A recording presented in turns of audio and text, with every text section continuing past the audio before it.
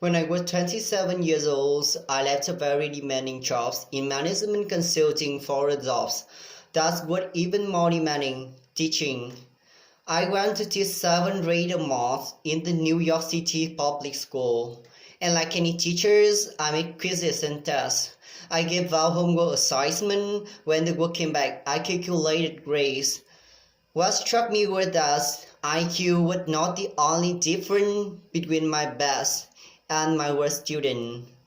Some of my strongest performers did not have stratospheric IQ score. Some of my smarter kids weren't doing so well, and that got me thinking. The kinds of things you need to learn in 7th grade math, sure they hard, ratio, decimal, the area of parallelograms, but the concepts are not impossible.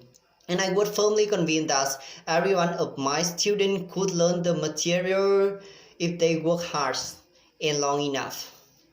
After several more years of teaching, I came to the conclusion that what we need in education is a much better understanding of student and learning from a motivational perspective, from a psychological perspective.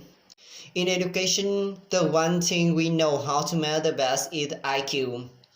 But what if doing well in school and in life depends on much more than your ability to learn quickly and easily? So I left the classroom and I went to graduate school to become a psychologist. I started studying kids and dance in all kinds of super challenging settings, and in every study my question was, who is the successful here and why?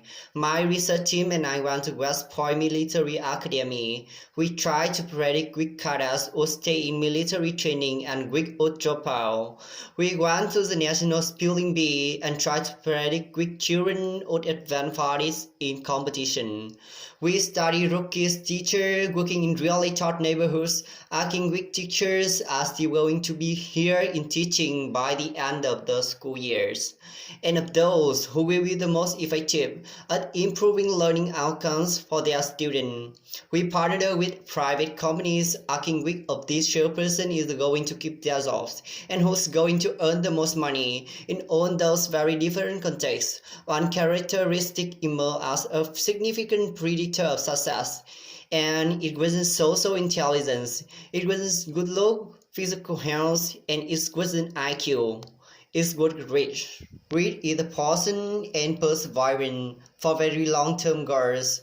Grit is having stamina. Grit is sticking with the future day in, day out, not just for the week, not just for the month, but for years, and working really hard to make that future a reality.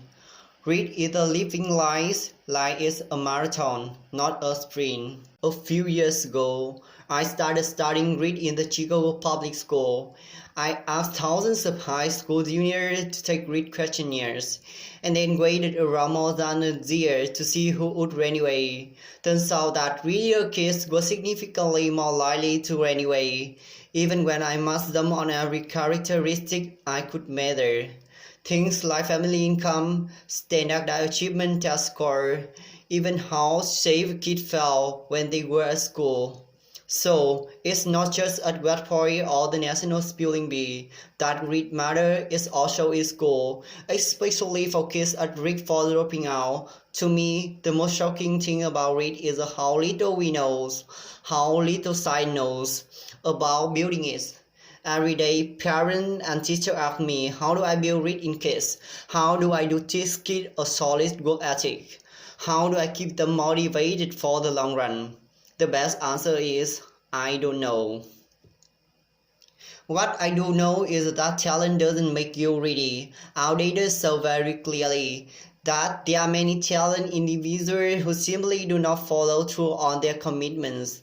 In fact, in our data, grit is usually unrelated or even inversely related to matters of talent.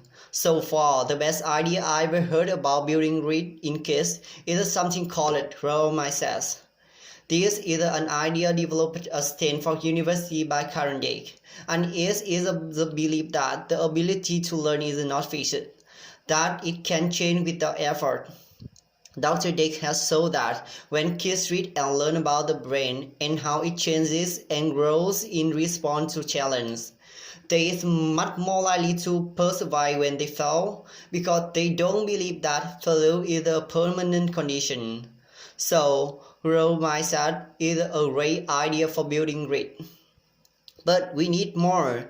And that's where I'm going to end my remark because that's where we are. That's the work that stands before us.